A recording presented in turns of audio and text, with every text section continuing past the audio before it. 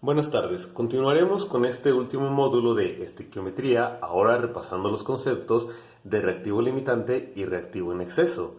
Es importante comentar que en una reacción química las sustancias no siempre se encontrarán en la misma proporción o en la proporción ideal. Por ejemplo, la reacción que ocurre entre el hidrógeno con el nitrógeno para formar amoníaco. Para poder encontrar las sustancias que recibirán el nombre de reactivo limitante y reactivo en exceso, necesitamos la ecuación química y por ende esta debe de estar balanceada.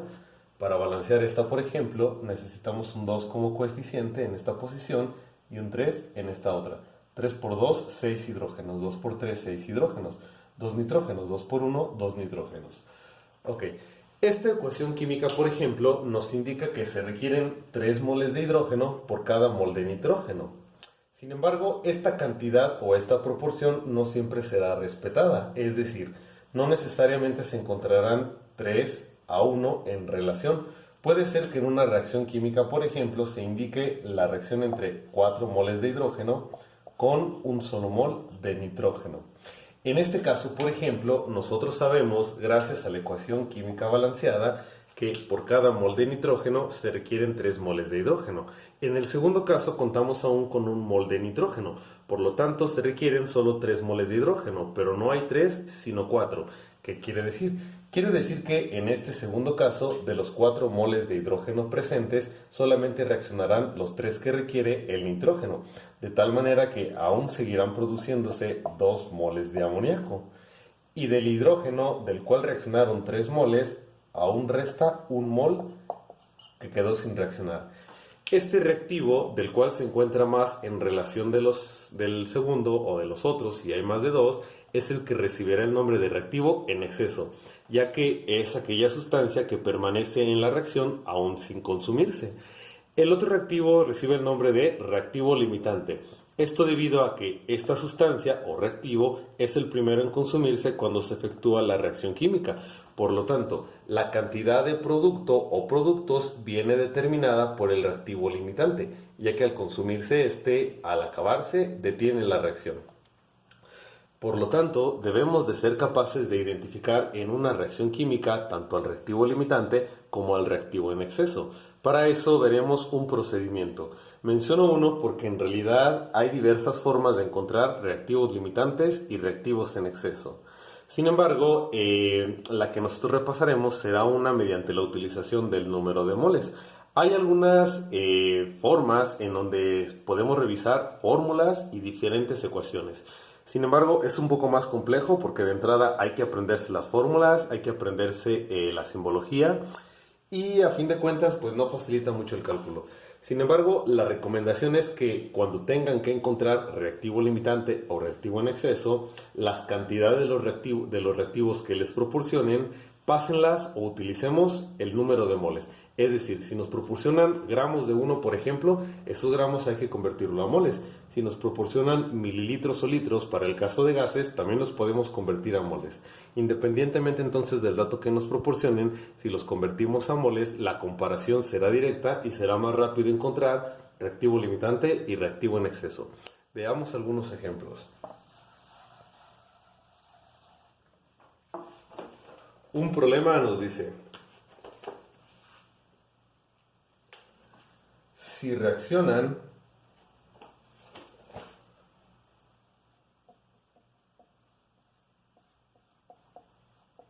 si reaccionan 10 gramos de zinc con 20 gramos de ácido sulfúrico,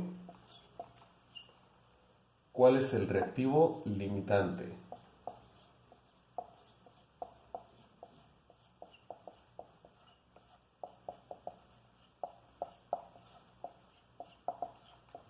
Según la siguiente reacción.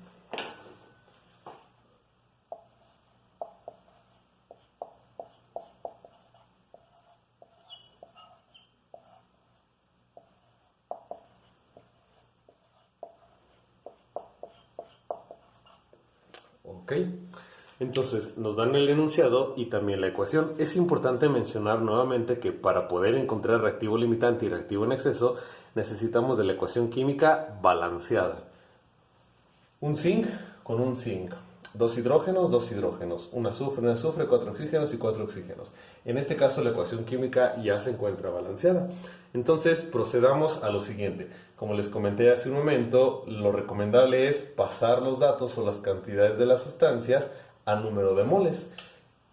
Por lo tanto, esos 10 gramos de zinc y 20 gramos de ácido sulfúrico tenemos que convertirlos a sus respectivos números de moles. Para eso ocupamos, lógicamente, el peso molar de cada uno de ellos. El peso molar de un átomo, como en este caso el zinc, no es más que su masa atómica expresada en gramos por mol. El peso molar del ácido sulfúrico lo tenemos que calcular. Si no recuerdan cómo se realiza, pueden revisar alguno de los videos que realizamos con anterioridad. En específico, el video de unidades estequiométricas. Ok. El zinc tiene una masa atómica de 65.38 gramos sobre mol. Tenemos que encontrar el peso molar del ácido sulfúrico. Lo desarrollaré todo por completo. Hidrógeno, azufre y oxígeno. Hay 2 átomos de hidrógeno, 1 de azufre y 4 de oxígeno. Masa atómica del hidrógeno es 1, del azufre es 32 y del oxígeno es 16. Procedemos a multiplicar. 2 por 1, 2, 32 por 1, 32, 16 por 4, 64. 2 y 2, 4 y 4, 8, 3 y 6, 9. 98 gramos sobre mol. Ok, ahora que ya contamos con el peso molar, hay que convertir las cantidades correspondientes a número de moles. Recordemos que para ello podemos aplicar una fórmula que nos indica que el número de moles es igual a la masa sobre el peso molar. Para el caso del zinc, por ejemplo, la masa en cuestión son 10 gramos. Su peso molar son 65.3 gramos sobre mol. Se eliminan gramos con gramos y el resultado nos queda en moles. 10 entre 65.3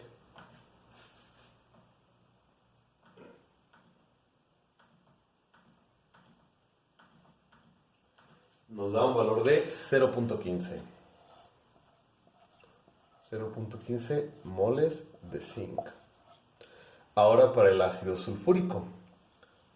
Su masa es de 20 gramos sobre su peso molar, 98 gramos sobre mol. Gramos con gramos se eliminan, nos quedan moles. 20 entre 98, perdón, nos da un resultado de 0.20 moles de ácido sulfúrico.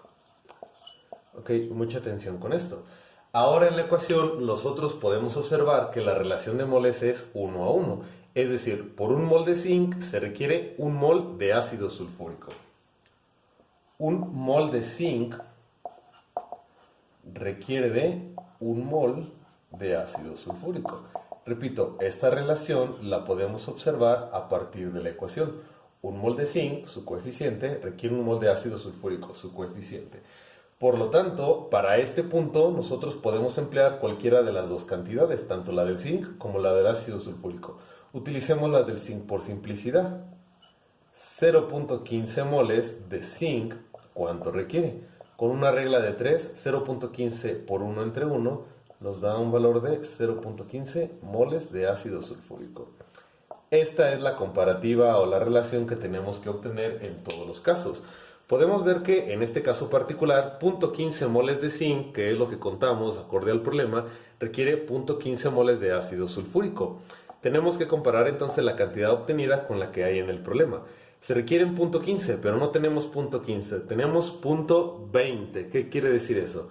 Que tenemos más cantidad de ácido sulfúrico, 0.2 moles, que lo que se requiere, ya que solamente se requieren 0.15 moles para reaccionar con los 0.15 moles del zinc. ¿Qué quiere decir? Quiere decir que hay mayor cantidad del ácido sulfúrico de la que requiere el zinc. Es decir, el ácido sulfúrico es el reactivo en exceso. Y por lo tanto, el zinc es el reactivo limitante. Así es como los podemos encontrar en todas las ocasiones. Realicemos un ejemplo más.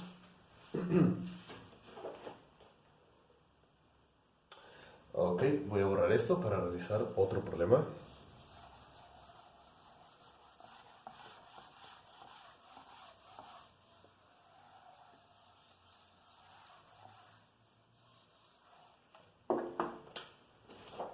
Otro problema indica, si hay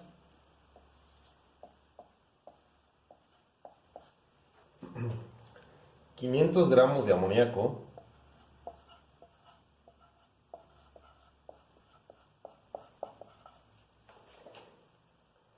y estos reaccionan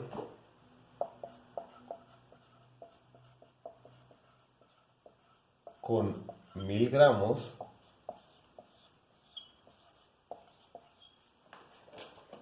de dióxido de carbono, abrimos signo de pregunta, ¿cuál es el reactivo limitante?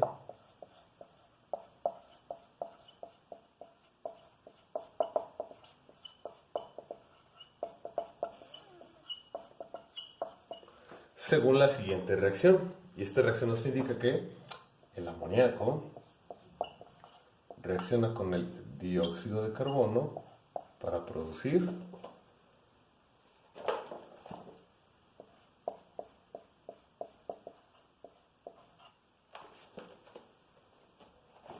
urea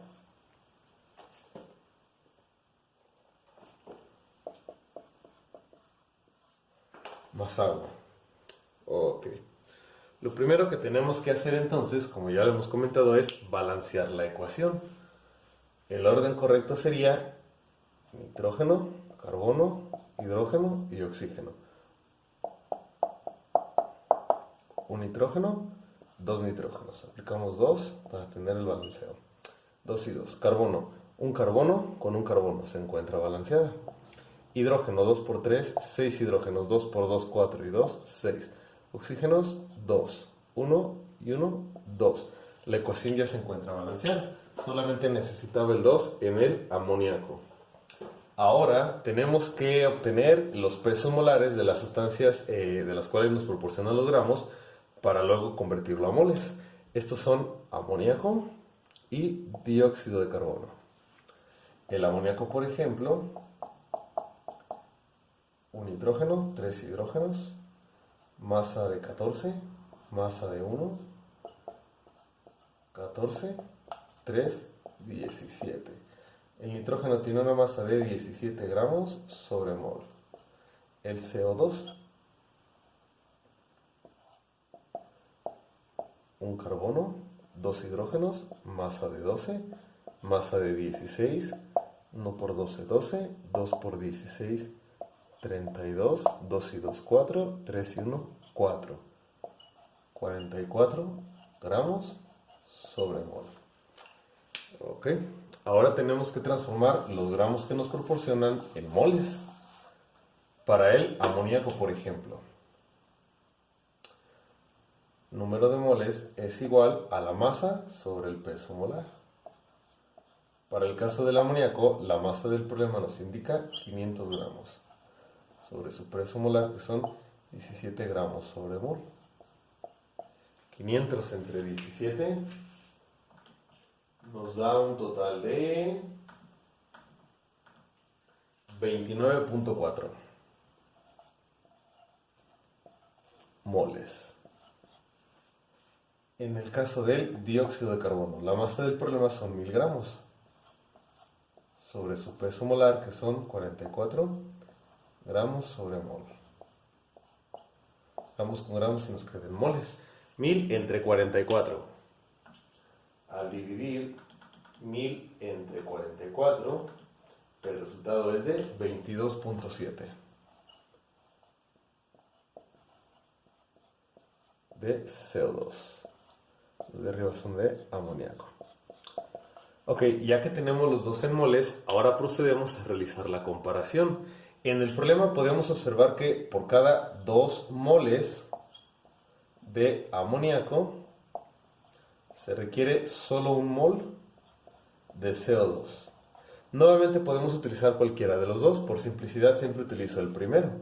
29 29.4 moles de amoníaco, ¿cuántos de CO2 requerirán? 29.4 por 1 entre 2. El resultado de 29.4 por 1 entre 2 arroja 14.7 moles de CO2. Ahora realizamos la comparación. Nos dice que para poder consumir 29.4 moles de amoníaco se requieren 14.7 de CO2, pero en el problema no nos arroja 14, nos arroja 22. ¿Qué quiere decir? Quiere decir que hay más moles del CO2, 22.7, que los que se requieren, que son 14.7. Por lo tanto, como este se encuentra en mayor cantidad de la que requiere el amoníaco, este es el reactivo en exceso. Y por lo tanto el amoníaco es el reactivo limitante. Y esa es la solución. Procedamos entonces a repasar los términos de rendimiento de reacción.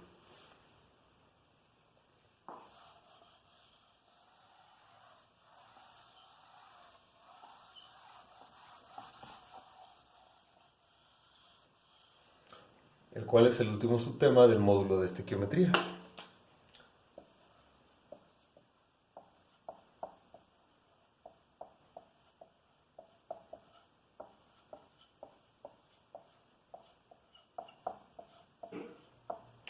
Recordemos entonces el concepto de estequiometría. Por definición, estequiometría estudia las cantidades de las sustancias que intervienen en una reacción química. Sin embargo, la estequiometría no considera factores externos a las reacciones, como pueden ser, por ejemplo, la matriz o solución donde se encuentran los reactivos, puede ser, por ejemplo, el espacio del recipiente de reacción, la presión atmosférica o la temperatura del medio. Todos estos son factores que pueden alterar la velocidad y también la efectividad de una reacción química. Por lo tanto, hablamos de que las reacciones no siempre ocurren de la misma forma, al menos no si están en condiciones ambientales diferentes. Es por eso que tenemos que hablar de un rendimiento de la reacción. Hay tres tipos de conceptos o tres tipos de rendimiento. Se encuentra, por ejemplo, el rendimiento teórico.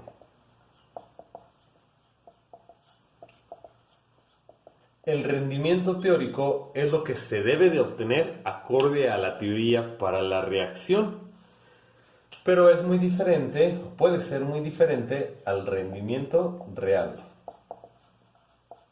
que es lo que en realidad se obtiene cuando se efectúa o se lleva a cabo la reacción. Lo más común es que el rendimiento real, o no lo más común, de hecho, lo que debe de suceder es que el rendimiento real es menor al rendimiento teórico. Si, por ejemplo, al efectuar una reacción química, en la reacción se nos indica que se producen 100 gramos de sal, 100 gramos de cloruro de sodio, eso será el rendimiento teórico. Pero si al efectuar la reacción química, en lugar de esos 100 gramos, se obtienen 90 gramos, ese será el rendimiento real. Y por lo tanto, la diferencia la podemos expresar en porcentaje, es decir, el rendimiento porcentual. El rendimiento porcentual es el porcentaje del rendimiento teórico. En este caso, por ejemplo, si el rendimiento teórico me indica 100 gramos y el rendimiento real fue de 90 gramos, resulta que el rendimiento porcentual es del 90%. Lógicamente, para poder encontrar estos tipos de rendimiento, por ejemplo el teórico, necesitamos de la ecuación química balanceada y de encontrar en base a la estequiometría cuánto producto se debe de obtener. El rendimiento real es un dato que nos van a proporcionar porque ese dato viene de la experimentación. Y con el rendimiento teórico calculado y el rendimiento real que nos proporcionen, podemos encontrar el rendimiento porcentual. Hagamos un ejemplo de cómo se obtiene esto. El problema nos indica, por ejemplo,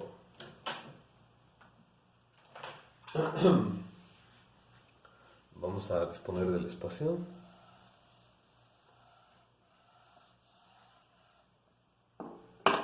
En el problema se indica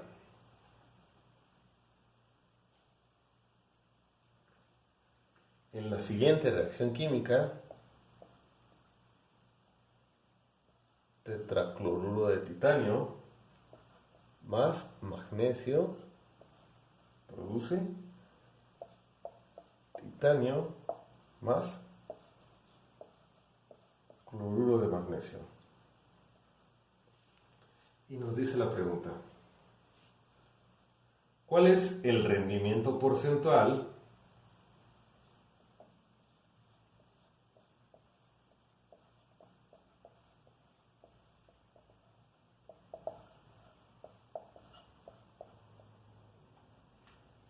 si al reaccionar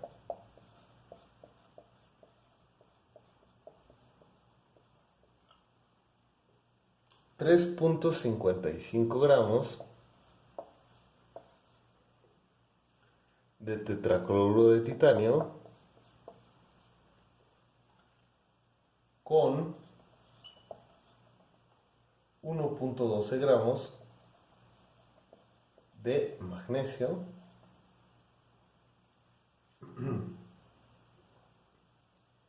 se obtienen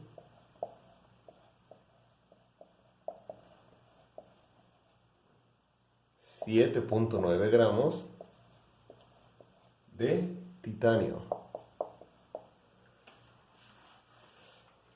Ok. Entonces, nos proporcionan una ecuación química y nos dicen que al reaccionar 3.55 gramos del primero con 1.12 gramos del segundo, se obtienen 7.9 gramos de titanio. La pregunta es, ¿cuál es el rendimiento porcentual? Bueno, es importante mencionar que estos 7.9 gramos de titanio que nos proporcionan es el rendimiento real. Por lo tanto, requerimos de obtener el rendimiento teórico. Pero para poder obtener el rendimiento teórico, antes de eso tenemos que obtener el reactivo limitante, ya que la cantidad del reactivo limitante que reaccione es la que nos va a indicar el producto que se va a obtener. Lo primero entonces es balancear la ecuación.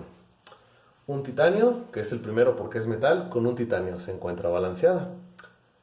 Un magnesio con un magnesio se encuentra balanceada. 4 cloros con 2 cloros. 2 por 2, 4 cloros, pero ahora tengo 2 magnesios. Para poder balancearla coloco el 2 aquí y la ecuación ya se encuentra balanceada. Ahora sí, como recordarán del reactivo limitante, lo que tenemos que hacer primeramente es pasar los gramos a moles para poder encontrar cuál es el reactivo limitante y cuál es el reactivo en exceso. Para ello entonces necesitamos el peso molar del tetracloruro de titanio y el peso molar del magnesio. Entonces, titanio y cloro. Hay un titanio y hay 4 cloros. Necesitamos del peso de la masa atómica del titanio. Permítanme un segundo. La masa atómica del titanio. Si ustedes tienen su tabla periódica a la mano, de ahí lo pueden revisar con rapidez. Del titanio es 47.9. Entonces el titanio tiene 47.9. El cloro es, permítanme un segundo nuevamente, 35.5. 1 por 47.9, 47.9. Ok, 35.5 por 4. Son 35, 70, 71. Serán 142. 9, 9, 8 y 1. 189.9. 189.9. La masa del magnesio es de 24.3. Recordemos que esos son pesos molares y las unidades son gramos sobre mol. Las omito en este momento porque el espacio no me lo permite. Posteriormente hay que convertir esos gramos con el peso molar que acabamos de encontrar a moles. En el caso del tetracloruro de titanio, por ejemplo, número de moles será igual a la masa sobre el peso molar. Masa del tetracloruro de titanio utilizada, 3.55 gramos. Peso molar, 189.9 gramos sobre mol. Se eliminan gramos con gramos y el resultado nos queda en moles. 3.55 entre 189.9. 3.55 entre 189.9. Eso nos arroja un resultado de 0.019. Entonces contamos con 0.019 moles de tetracloruro de titanio. En el caso del magnesio, su número de moles es igual a masa sobre su peso molar. La masa utilizada es de 1.12 gramos sobre su peso molar 24.3 gramos sobre mol. Se eliminan gramos con gramos y el resultado queda en moles. El resultado de dividir 1.12 entre 24.3 es de 0.046. 0.046 moles de magnesio. Ya tenemos los moles de tetracloruro de titanio y de magnesio. Lo siguiente es encontrar el reactivo limitante. En la ecuación podemos observar que por un solo mol de tetracloruro de titanio se requieren 2 moles de magnesio. Utilicemos el primero. Con 0.019 moles de tetracloruro de titanio, ¿cuántos de magnesio se requieren? La operación es este por este entre este. Es decir, 0.019 por 2 entre 1. El resultado es 0.038. Es decir, se requieren 0.038 moles de magnesio. Con estos 0.019 moles de tetracloruro de titanio, se requieren 0.038 de magnesio. Pero no hay 0.038, hay 0.046, es decir, hay más de lo que se requiere. Por lo tanto, el magnesio es el reactivo en exceso y el tetracloruro de titanio es el reactivo limitante.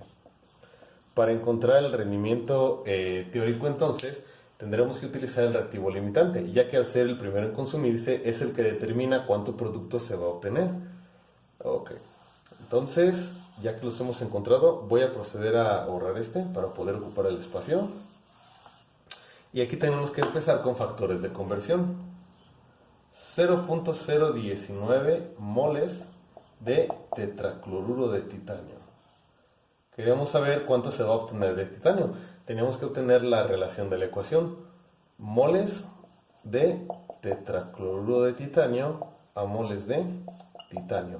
La ecuación me dice que la relación es 1 mol de tetracloruro de titanio produce 1 mol de titanio. Se elimina mol de tetracloruro de titanio con moles de tetracloruro de titanio y el resultado nos queda en moles de titanio. 0.019 por 1 entre 1. El resultado es 0.019 moles de titanio. Pero no lo tenemos en moles, ya que el resultado nos los proporcionan en gramos. Por lo tanto, aquí me adelanté un poquito, necesitamos de otro factor de conversión. Lo pude haber hecho del lado derecho, pero se hubiera visto un poco limitado por el espacio. Entonces, queremos pasar de moles de titanio a gramos de titanio. Para ello entonces necesitamos el peso molar del titanio, que no es otra cosa más que su masa atómica. La masa atómica del titanio es 47.8. Un mol de titanio equivale a 47.8 gramos de titanio. Este por este por este por este, divido el de arriba entre el de abajo. 0.019 por 1. Ok, realicemos la operación. Es 0.019, perdón, por 1 por 47.8. El resultado de eso es 0.908.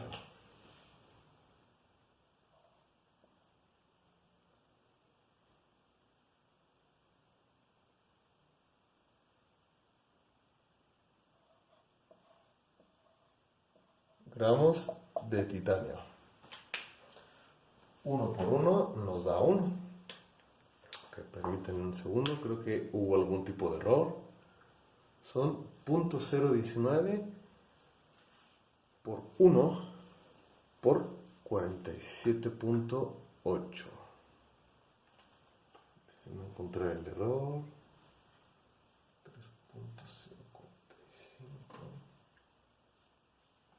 Ok, permítanme un segundo.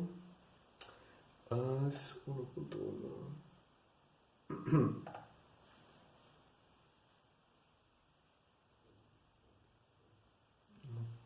12 gramos de magnesio. Rendimiento teórico. Creo que hubo algún tipo de error. Permítanme un segundo. N masa es del tetracloruro 3.55 sobre su peso molar 189.9. Creo que aquí está un error. Titanio y cloro. Hay un titanio por 47.8 y cloro 4 por 35.5. No, creo que sí está bien. Son 47.8. 35 y 35 son 70, por 2 son 142. 8, 9, 8 y 1, 189.8, que está bien. El magnesio son 24.3. 3.55 gramos de tetracloruro de titanio sobre 189.9.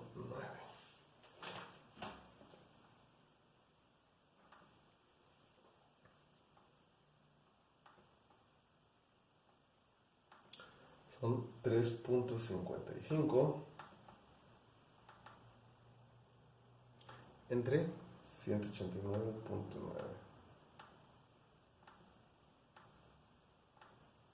Son 0.019, ok, está bien, moles de tetracloruro de titanio. Ok, es el reactivo limitante. 0.019 moles de tetracloruro de titanio. Tenemos entonces que un mol de tetracloruro de titanio produce un mol de titanio. Y un mol de titanio son 47.8 gramos. Entonces, 0.019 por 47.8.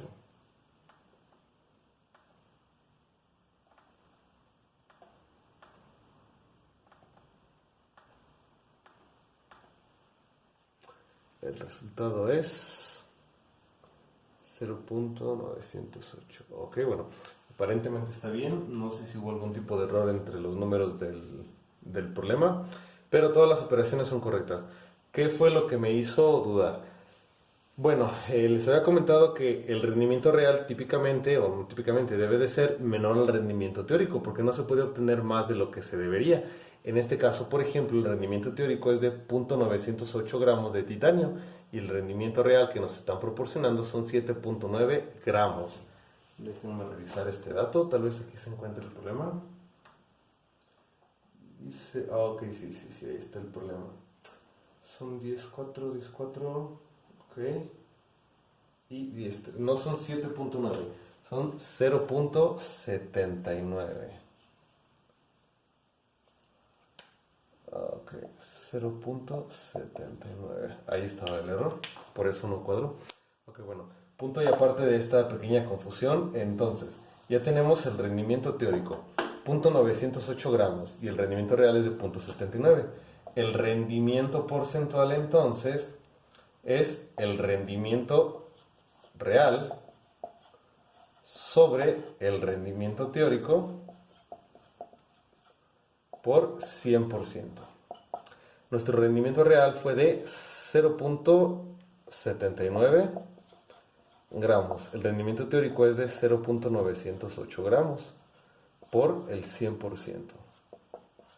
0.79 por 100 entre 908.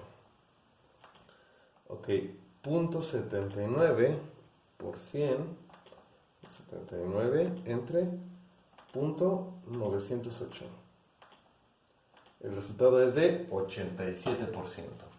Entonces, nuestro rendimiento porcentual es del 87%. Que pueden ver que es algo extenso el encontrar el rendimiento de la reacción, al menos en este caso fue porque nos proporcionaron los gramos, pero es relativamente sencillo. Con esto terminamos, con este último módulo terminamos la unidad de estequiometría.